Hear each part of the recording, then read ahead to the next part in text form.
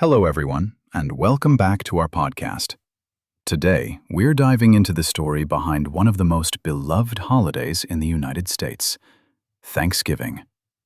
For many people, this day brings warm images of families gathering around the dinner table, sharing food, laughter, and memories. We think of golden roast turkey, sweet pumpkin pie, and the feeling of being surrounded by people we love. But Thanksgiving is much more than a big meal. It's a day built on history, gratitude, and the journey of two very different cultures who learned to survive together. In this episode, we'll explore how this tradition began, why it continues today, and what it truly means. And of course, as always, you'll be learning English through a real historical story, told in simple, clear, and friendly language.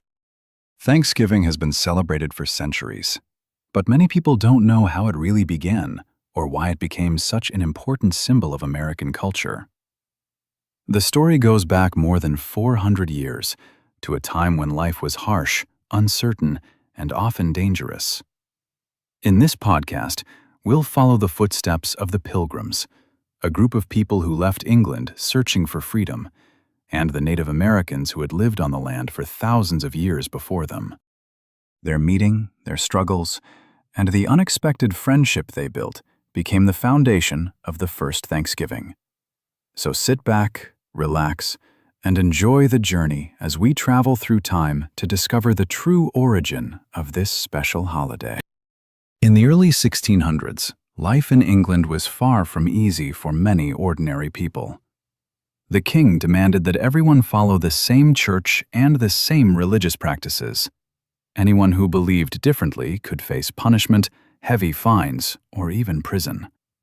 Among those searching for freedom were the Pilgrims, a small religious group who wanted to worship in their own way. But their struggles didn't end with religion.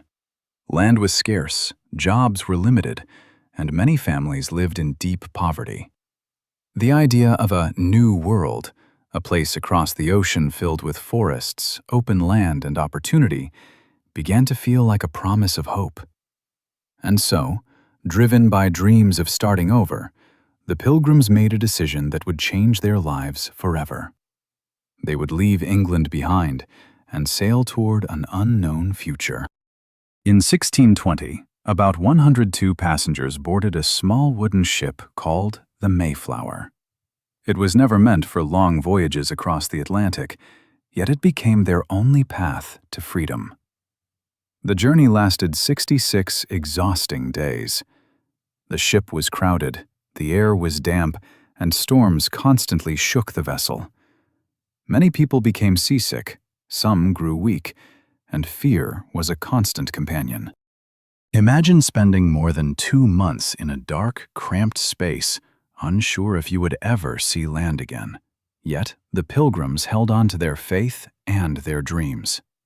In one of their writings, a passenger described the ocean as a wilderness of waves, reminding us just how terrifying the journey felt. But finally, after weeks of uncertainty, they saw land on the horizon. When the Pilgrims finally reached North America in November, winter had already arrived. The cold was sharp, the winds were unforgiving, and the land was nothing like England. There were no houses, no farms, and no warm fireplaces waiting for them. They had only a few tools, limited food, and fragile shelter. The first winter was brutally difficult. Nearly half of the group died from hunger, illness, and freezing temperatures. In their journals, they described nights filled with prayer, asking simply for safety and warmth. But despite the heartbreak, the survivors refused to give up. Their belief that they had come to the New World for a purpose kept them moving, even when the world around them felt impossibly harsh. Their hope returned when they met the Native Americans who had lived on this land for generations. These indigenous people understood the forests, the seasons, and the harsh winters in ways the Pilgrims did not. They introduced new foods, new farming methods, and new ways to survive. This meeting marked a turning point. the moment when the Pilgrims realized that they could not survive alone. Thanks to this support, they slowly learned how to live in the new world. What began as a desperate struggle soon became a story of resilience, learning, and unexpected friendship. After surviving the brutal winter, the Pilgrims faced another challenge: learning how to live on land they barely understood. The forests were unfamiliar, the animals were different from those in Europe, and the soil required new farming methods. At this uncertain moment, they encountered the Wampanoag people, one of the many Native American tribes living in the region for thousands of years. The Wampanoag knew the land with deep wisdom, passed down through generations. Their leader, Chief Massasoit, approached the Pilgrims with caution, but also with a vision for peace. Both sides had reasons to be careful, yet both also understood that cooperation could bring safety. This first contact was more than a meeting. It was the beginning of a relationship that would change the future of the colony. Among the Wampanoag was a man who would become one of the most important figures in the Pilgrims' survival: Squanto. Unlike others, Squanto spoke English, a skill he gained after being taken to Europe years earlier before eventually returning home.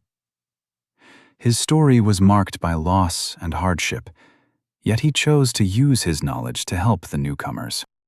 Squanto taught the Pilgrims how to plant corn, a crop essential to survival in the region. He showed them how to use fish as fertilizer to nourish the soil, how to identify edible plants, and how to fish the local rivers. His guidance transformed the Pilgrims' daily lives. With each lesson, they gained not just knowledge, but also hope. As the months passed, the Pilgrims and the Wampanoag began to build trust. They shared tools, exchanged food, and learned from one another. The Pilgrims discovered new techniques for farming and hunting, while the Wampanoag learned about European goods and tools.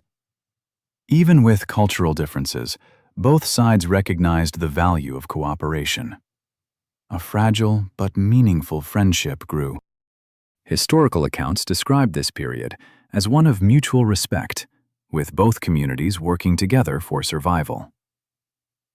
This partnership was not perfect, but in a time of uncertainty, it offered strength. It is this rare moment of connection that forms the heart of the Thanksgiving story.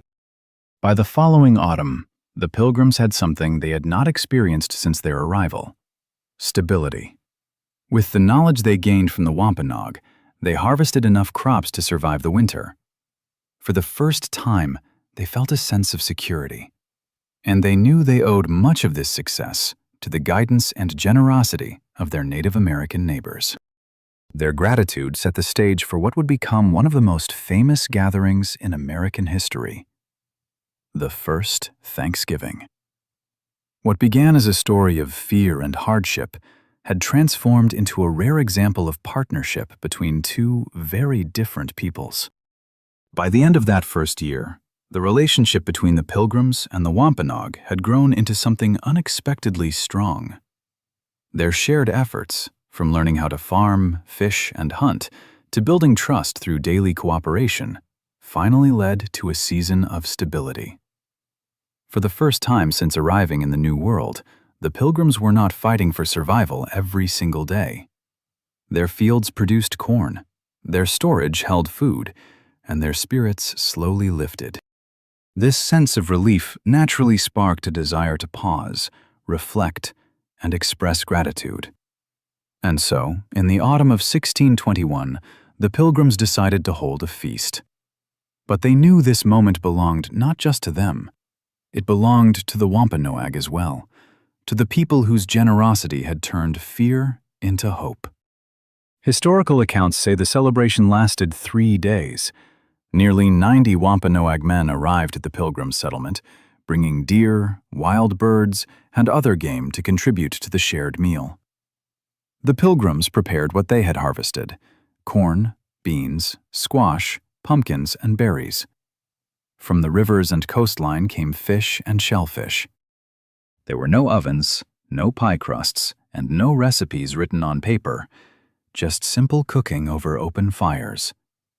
Smoke drifted through the settlement as families shared pots and pans, preparing food in ways new to the Europeans but familiar to the Wampanoag.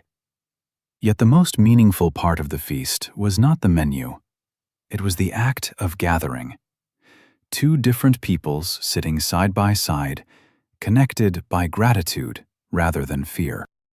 As the feast continued, the settlement filled with sounds of celebration, laughter, friendly games, and the soft rhythm of conversation. People challenged each other in races, archery, and other skills. Children watched with curiosity, learning pieces of two cultures at once. The pilgrims shared what tools they had, while the Wampanoag demonstrated hunting techniques and traditional practices. Women from both groups exchanged knowledge about preparing meals using ingredients found in the New World. Though they spoke different languages, gestures, patience, and goodwill became their bridge. In these moments, the hardships of the previous winter felt distant, replaced by a rare sense of understanding between two very different worlds. The first Thanksgiving was not a perfect moment, nor was it the start of everlasting peace, but it was a sincere expression of gratitude, the pilgrims giving thanks to God, to nature, and to the Wampanoag, whose guidance had been essential. It was also a reflection of the human desire to come together after hardship. Even though future years would bring challenges and conflicts, this brief moment of harmony left a lasting mark on American history. Today, the story of that first feast continues to remind people that Thanksgiving is not only about food and tradition, but also about connection, humility, and shared humanity. After the first Thanksgiving feast of 1621, the Pilgrims and the Wampanoag returned to their daily routines, carrying with them the memory of those rare days of unity. That early celebration, however, did not immediately become an annual tradition, nor was it widely known across the colonies. Life in the New World remained harsh, and each settlement faced unique challenges. Still, the spirit of giving thanks quietly began to take root. In the decades that followed, communities in New England held their own days of Thanksgiving, often after a plentiful harvest, a military victory, or relief from hardship. These gatherings were small and focused heavily on prayer, yet they preserved the idea that gratitude deserved a special moment of recognition. Slowly, a simple feast shared between two groups began to evolve into a meaningful regional custom. As more European settlers arrived and moved across the continent, they carried the tradition with them. Families migrating from New England into other colonies shared stories of the Pilgrims and their first harvest celebration. Churches played a major role as well. Ministers encouraged communities to dedicate a day each year to prayer, reflection, and gratitude. These gatherings brought unity to towns that often struggled with isolation and uncertainty. By the 1700s, Thanksgiving observances had become common throughout the northeastern colonies, though each community celebrated in its own way. Some held feasts, others focused on worship. There was no fixed date. Celebrations could fall in September, October, or November, but the message always remained: to pause and acknowledge life's blessings. By the late 1700s and early 1800s, newspapers helped carry the tradition even further. Articles described Thanksgiving celebrations in various towns, inspiring readers to adopt similar customs. Letters exchanged between families preserved memories of past Thanksgiving meals, even when relatives lived far apart. These personal stories strengthened the idea of Thanksgiving as a shared cultural expectation. At the same time, the holiday became a symbol of family connection. After the harvest season, people finally had the time to travel and reunite with loved ones. These gatherings brought comfort, warmth, and a sense of community during the colder months. By this point, Thanksgiving was widely recognized, though still inconsistent, a tradition without a national date, celebrated differently across a rapidly growing nation. Even without official recognition, Thanksgiving had become a meaningful part of American identity, It reminded communities of the Pilgrims' struggles, the help of the Wampanoag, and the power of cooperation in difficult times. It celebrated resilience, gratitude, and togetherness, values deeply cherished by early Americans. Yet as the country expanded, the lack of a unified date created a sense of imbalance. Some states celebrated in October, others in November, and some did not celebrate at all. Many leaders believed that a national holiday could help strengthen unity. The idea slowly gained support, but it would take one persistent woman, and eventually a president, to transform Thanksgiving from scattered local traditions into one shared national celebration. For many years, Thanksgiving remained a regional tradition, celebrated differently from one state to another. Some held their Thanksgiving days in October, others in November, and some states ignored the holiday entirely. This lack of unity led many Americans to wonder whether the country should choose one national date. Among the voices pushing for this idea was Sarah Josepha Hale, a writer, editor, and one of the most influential women of the 19th century. Hale believed deeply in the power of shared traditions. She spent decades writing articles, publishing recipes, and sending hundreds of letters to governors and presidents urging them to support a national Thanksgiving holiday. In her editorials, she described Thanksgiving as a festival that can unite hearts, a celebration that could bring comfort and gratitude to families across the nation. Despite her dedication, her proposal remained unanswered for many years. The United States was growing rapidly, and political tensions were increasing.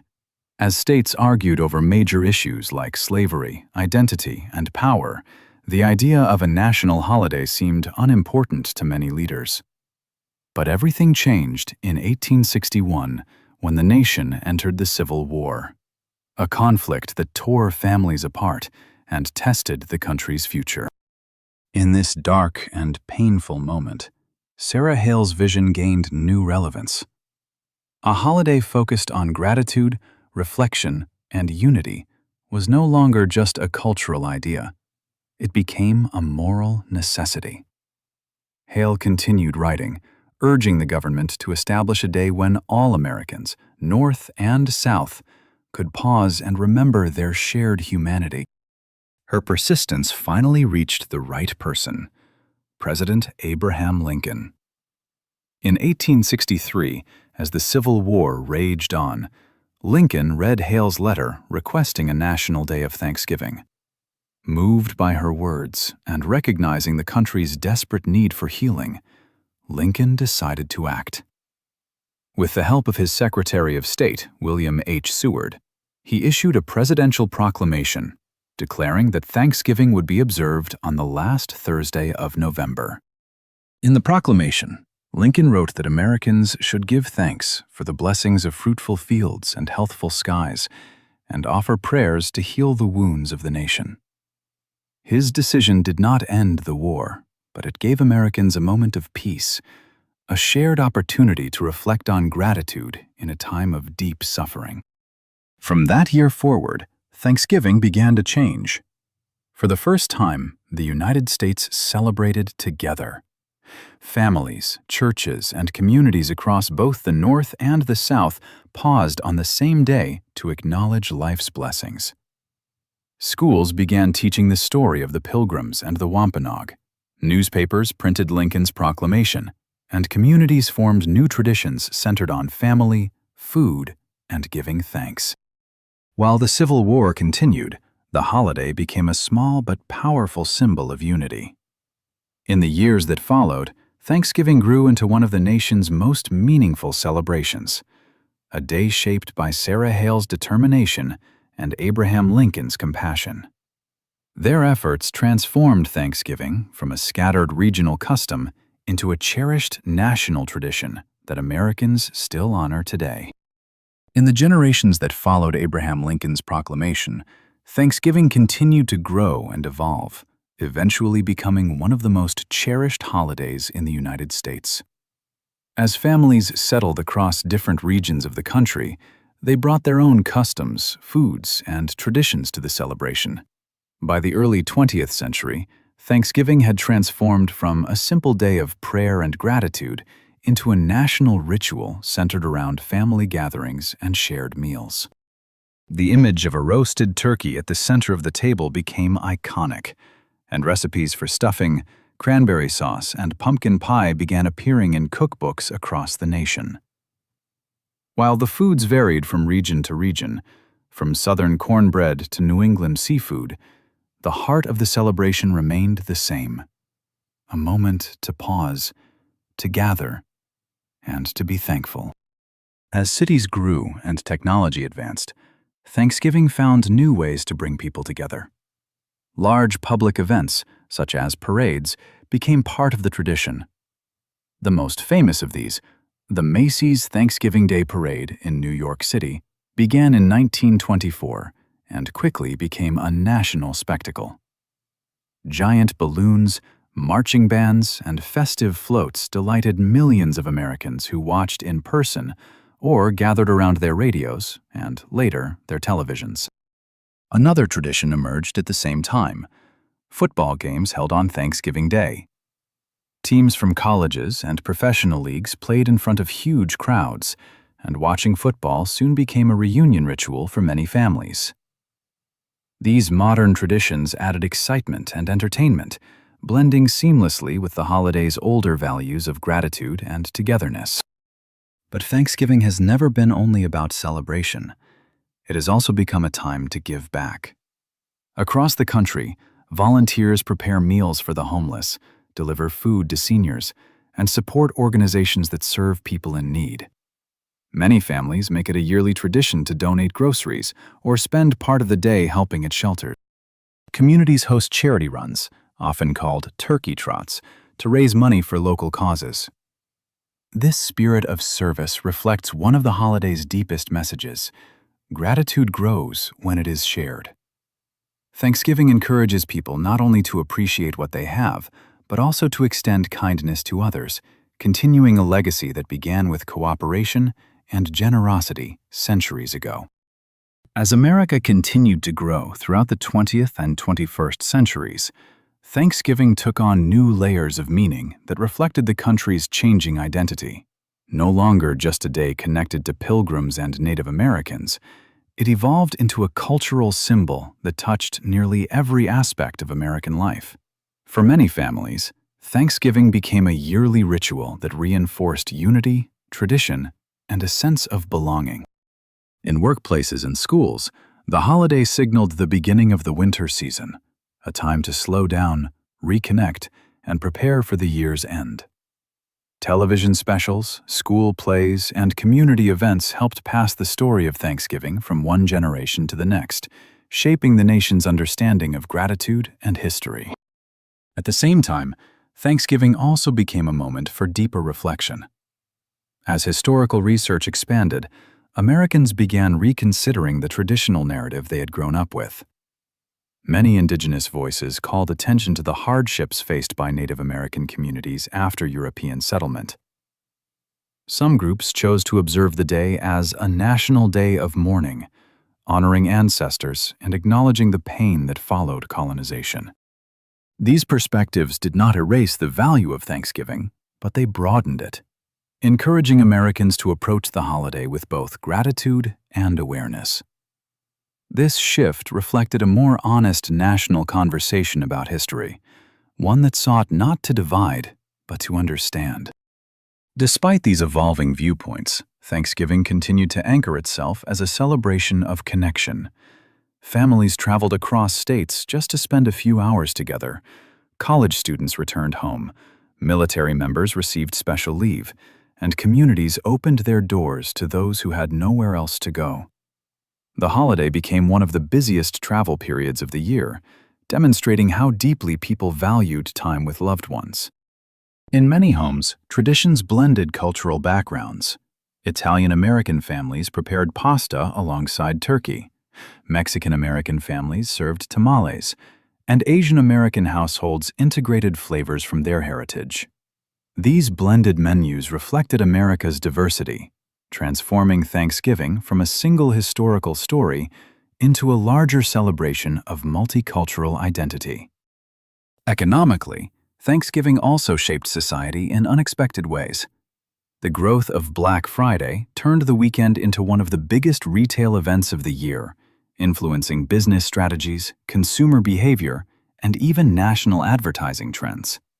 While more commercial in nature, this shift highlighted how Thanksgiving weekend had become a cornerstone of American life, a moment that touched everything from family meals to financial markets.